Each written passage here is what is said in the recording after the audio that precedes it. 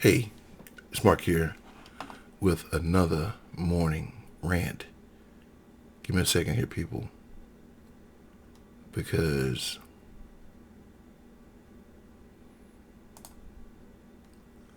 give me a second. I want you guys to see something before hold on.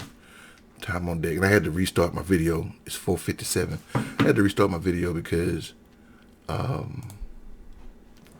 I just had to restart it. But anyway, check this out.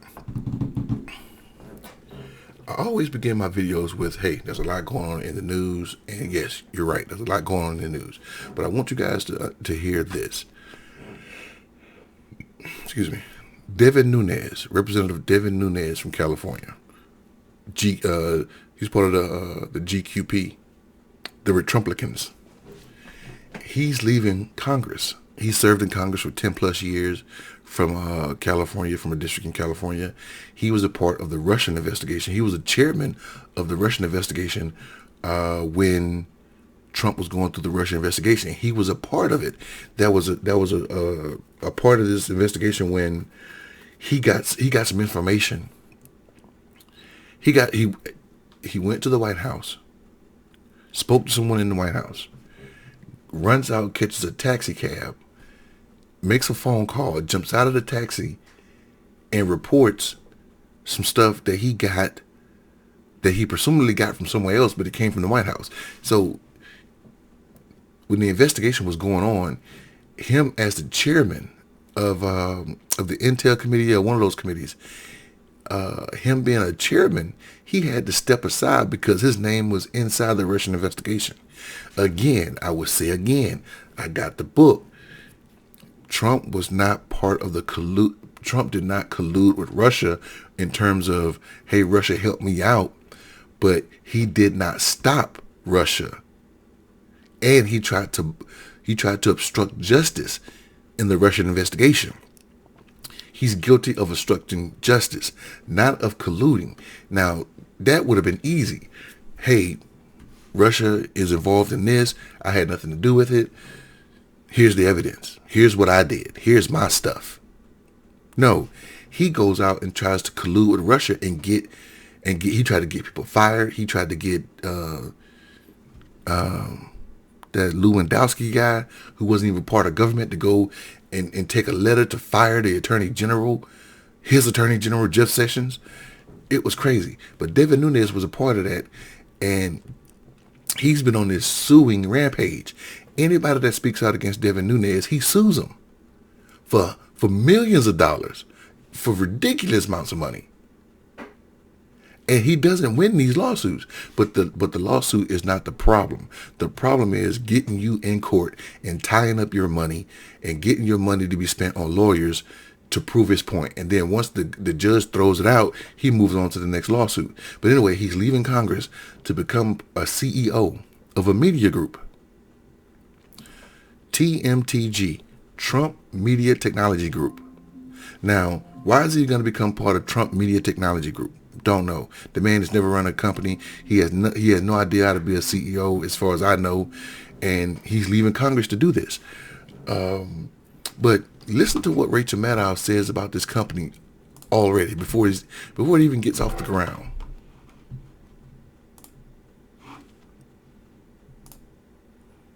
That media company, we also learned today, is under federal investigation by the Securities and Exchange Commission, as well as an agency called FINRA, the Financial Industry Regulatory Authority. The latter agency typically investigates things like illegal insider trading.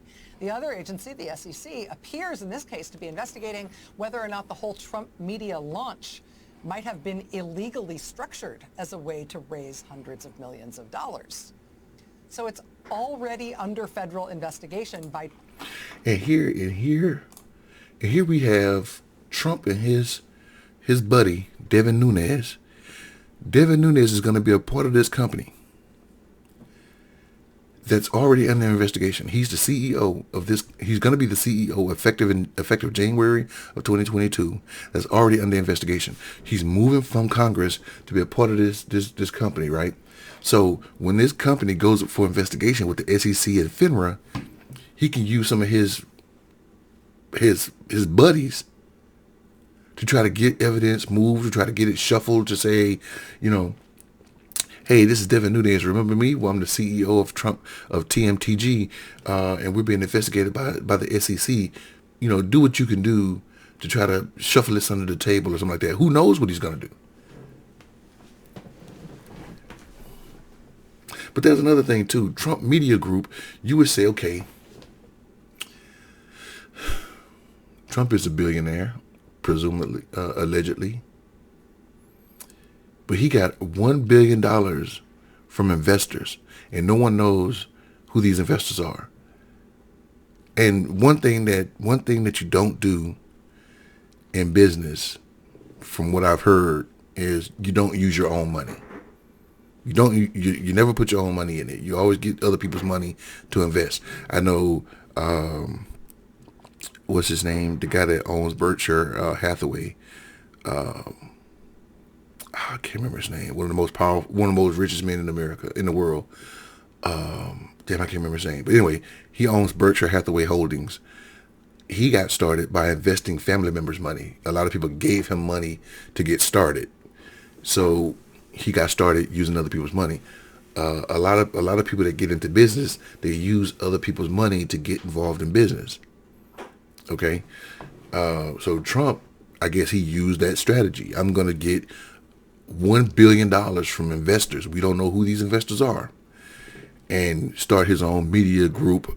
I don't know if he's going to do a TV station or a Twitter-like company or whatever, right? So he's going to put together this company, and being that he's a former president, which is no problem because hell, what's his name? Vice President,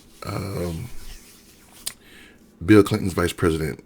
God dang it, why these names are escaping me right now? Al Gore, Vice President Al Gore, he was a part of Al Jazeera. Was he part of Al Jazeera? No, I'm sorry. He was a part of Current TV. He had founded a company, Current TV. They changed their name a couple of times, but he sold his TV station to Al Jazeera, and he made a lot of money. So former presidents and former vice presidents get involved in investing in entrepreneurship. That's not a problem. The problem is this. I feel, and a lot of other people feel, that what Donald Trump is doing is he's going to continue to spew false rhetoric about the 2020 election, and because we already know they're putting people in places in power. The Republican legislatures in different states, they're trying to change the rules to take the vote counts out of the hands of the secretaries of state and put it back into the hands of the legislature. So if the legislature don't like the way the turnout is going, they can overrule the secretary of state and decide and send their own slate of electors to wherever they want to do. So we already know that the Republican Party is trying to do that. But what Trump is also doing is he's trying to put together a media company to get his word out. The one thing that you do when you're trying to become a dictator, and I'm not saying Trump is trying to become a dictator, but one of the things that you do when you're trying to become a dictator is you control media. You control media. Go back and look at Adolf Hitler. Go back and look at Mussolini. Go back and look at Stalin. Look at Kim Jong-un and Kim Jong-il and Kim Jong-il. Go back and look at all these dictators. Russia. Everybody that's a dictator controls media. So and I'm not saying Trump controls Fox, CNN, MSNBC, ABC, NBC. I'm not saying that. But what I'm saying is he's putting together his own media group to get his message out, whether that message is false or not. And 9 times out of 10, most of the message and the rhetoric that Trump puts out is false. So let's say this man who's going to own his own company now is going to run for president. That means that he can go on media and put out whatever he wants to put out on this media, not violate FCC regulations, but he gets to spew his own rhetoric on his own platform and get people there. He tried to do a blog and couldn't get nobody to go to the blog. I think the blog lasted maybe like a month. So he wants to put together like a Twitter-like company or maybe even a TV company to spew his rhetoric. which is already being investigated by the FCC and FINRA. Before he can even get it off the ground, it's being investigated. And Devin Nunes, who was a part of the Russian investigation, had to step aside. He's going to step aside from Congress to run Trump's company.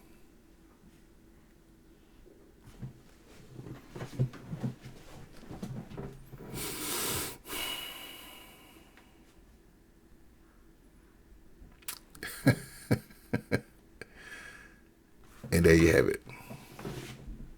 There you have it. Look here. I'm going to keep this one short. I'm going to keep it short. I'm not going to go 20 minutes. I just wanted you guys to hear that. This is crazy. I